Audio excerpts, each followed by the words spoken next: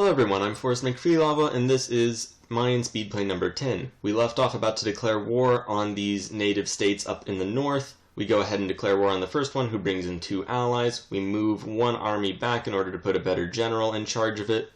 And from there we declare war on this middle power with 4 provinces. Just charge right on in, headlong into their territory. The plan being to just split our forces so that we can siege all of their non-forted provinces. And then once that's done, just take over their capital and move on into the far right native state. Beyond all that, we're going to first of all turn on our forts because their army is just kind of roving on south menacingly, probably off to our previously unsupported forts.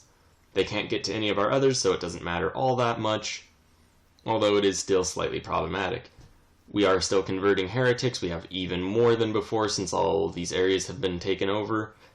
And we're really probably just going to be here for a while, converting places and taking over more areas. Castile has launched the first circumnavigation of the world, so congrats to Castile. Not too terribly surprising, although their colonial presence is very minimal for such a campaign.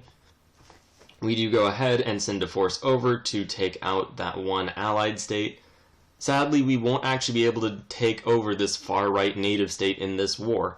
The reason being, we can't take over any of their lands if we can't actually core them. And we can core them, but only once we finish piecing out with their ally and then the other intermediary power. And the game just doesn't have the logic for that, so we just can't do it. Which is slightly unhelpful, slightly sad, but what are you going to do? We'll just go to war with them later on, provided the British don't take the opportunity to do so themselves. We also take this moment to send our ships up north to the eastern seaboard, where they will pick up our army, and hopefully at one point we'll be able to get that all sorted out, get our territory to actually go to the eastern seaboard so we don't have to just keep walking through the wilderness. We do end up declaring another war just before we end up doing that, so that we can get a port, although it is a little further north than I would like. And unfortunately, it looks as though they're having rebellions, resisting westernization of all things, which kind of is worrying, since that they are trying to westernize. Luckily, we'll take care of this war before they get the opportunity. Speaking of taking care of wars, we managed to get them to 100%. We just have to, well, there we go. We piece out these guys. We'll be able to annex their allies, and now we'll be able to annex them all the way, and all of their westernization attempts are for naught. Like ours very well could have been if the French were a little more, I guess, eager to invade us. If they had just disproportionate forces like we were lucky enough to have, it could have been pretty bad for us. You'll notice we sent our transports back down because I realized we weren't actually going to pick our troops up just at that moment. And at any rate, let's take a look over at the rest of the world. France, still massive. It looks like Ethiopia is doing fairly well. Ming China's exploded. Just regular things, honestly. We go ahead and go back to our own country. The siege is nearly, mostly done, hopefully. It looks as though more China breaking is occurring, which is actually pretty great. And you'll notice a trade route does go from China over to Panama. So if Ming stays as broken as they are right now, we could very, very really go ahead and build some exploration ships, go over to China, and set ourselves up with a colonial empire. We will go from our continent to a new world of sorts over in the west. So that'll be interesting. We'll see if that actually ends up happening. It's quite a ways away. We're still colonizing the Antilles, and hopefully we'll be able to colonize just a bit more. We do switch up our estates with that event. What we're going to do is try to get a direct land connection between really any coast.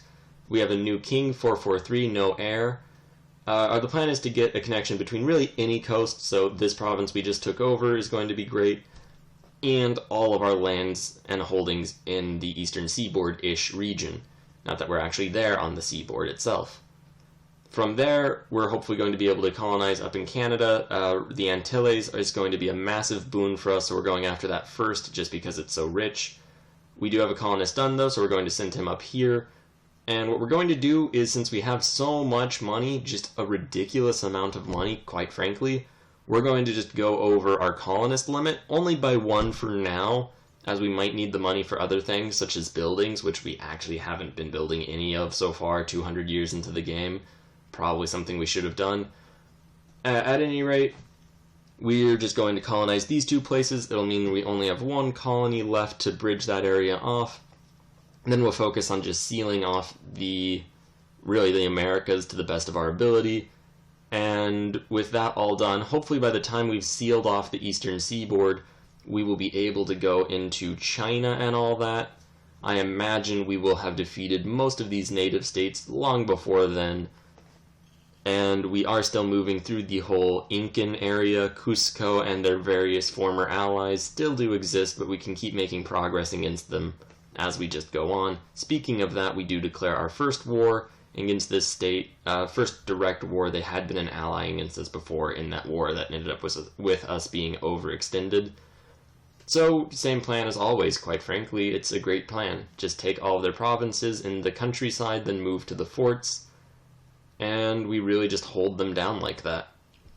I'm not sure when it was I discovered that sort of strategy.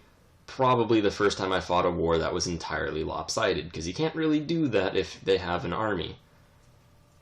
Meanwhile, we deny a 152 potential heir who wouldn't even be able to become a general, because that just sounds pretty terrible. They'd also be low legitimacy. I would rather just deal with the random noble in the event of our monarch's death, or potentially up to 15 years of regency. The British do declare war on the Cree, which is unfortunate because they were the ones we weren't able to annex, and it'll make the borders look weird if they actually get there. Hopefully it won't really happen, although honestly it will, because what did they have to defend against the British Empire? We do go ahead and send a colonist down. We will probably have to send a small force to just maintain it. The idea being to just bridge the gap between ourselves and China, since we can probably get quite a lot of trade and income and money just from the area. We'll also set up trade companies if we're able to. We might need to be based in Europe, but we are Western, so I think that'll be good enough. If we can get trade companies in China, though, then that will really just be a boon to our already pretty impressive income. That plus 110 was just because of the peace deal, though. It's not actually where we're sitting at. We do go ahead and transfer over 2,000 men to our new colony we're about to set up, just over here in all of these Pacific islands, and that will help us bridge the gap to China. That's what I was speaking about a moment ago. Just while we were fighting that war, in which nothing was really happening. Alright, and with that all said and done, we are at peace now, which is fairly rare for us. Or, well, maybe not so very rare. At any rate, though, we're back to just peaceful colonizing, at least for the moment. We have a truce against Cusco, so we can't go against them just yet. We do gain stability, so we're back up sitting pretty at +3, which is always very nice. It doesn't look as though we can really support the independence of anyone. We can cut off access to North America pretty easily.